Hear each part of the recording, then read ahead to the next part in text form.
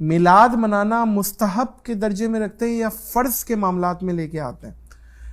اگر کوئی شخص چراغا نہیں کر رہا، لائٹیں نہیں لگا رہا، جھنڈے نہیں لگا رہا، میلاد اس طریقے سے نہیں منا رہا جس طرح اہل سنت مناتے ہیں، اور وہ درود شریف پڑھ رہا ہے، روزہ رکھ رہا ہے، گھر پہ بیٹھا ہے، اس پہ کیا اعتراض ہوگا آپ کا؟ ناظر بھائی دو باتیں ہو گئی. پہلی بات تو یہ کہ میلاد منانا کیا ہے.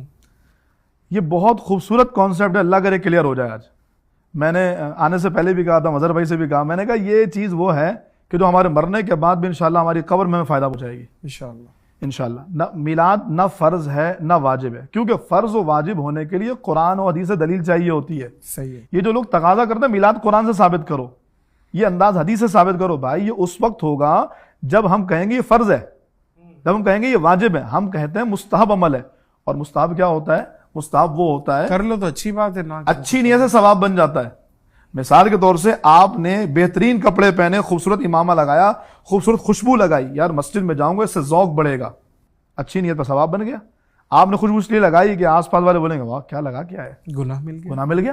نیت ایگزیکٹلی یہی چیز ہے کہ میلاد مستحب عمل ہے، اس کے لیے قرآن و حدیث سے دلیل نہیں چاہیے ہوتی، یہ نیت ہے. اگر آپ انفرادی طور پہ دیکھیں تو ان میں سے ہر کام جو ہے وہ اچھی نیت کے ساتھ ثواب بن رہا ہے، اسی کا نام میلاد ہے.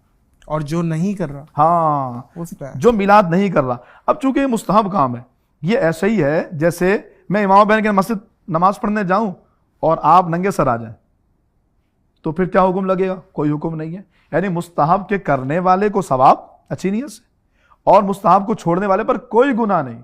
یہ الزام ہے، یہ جو آپ نے شعر پڑھا بہت خوبصورت شعر تھا، نثار تیری چہل پہل پر ہزاروں عیدیں ربیع الاول سوائے ابلیس کے جہاں میں سبھی تو خوشیاں منا رہے ہیں. اس پہ بھی اعتراض اٹھتا ہے حضرت، ابلیس کیوں کہہ دیا؟ اچھا بالکل ایسا ہی ہے، اس پہ اعتراض کرتے ہیں. میں یہ کہہ رہا ہوں سب سے پہلی بات تو یہ کہ ہم نے یہ واضح کر دیا اس پلیٹ فارم سے کہ فرض اور واجب نہیں ہے. ایک بندہ ہے نماز روزہ حج زکات کرتا ہے تو فرض اور واجب نہیں ہے، تو پھر یہ شعر کو بھی تو ڈیفائن کریں. ابلیس بالکل آ رہا نادر بھائی، تو پھر ابلیس ہے وہ، یہ بھی کہہ دیا اور پھر آپ کہہ رہے ہیں فرض اور واجب نہیں ہے.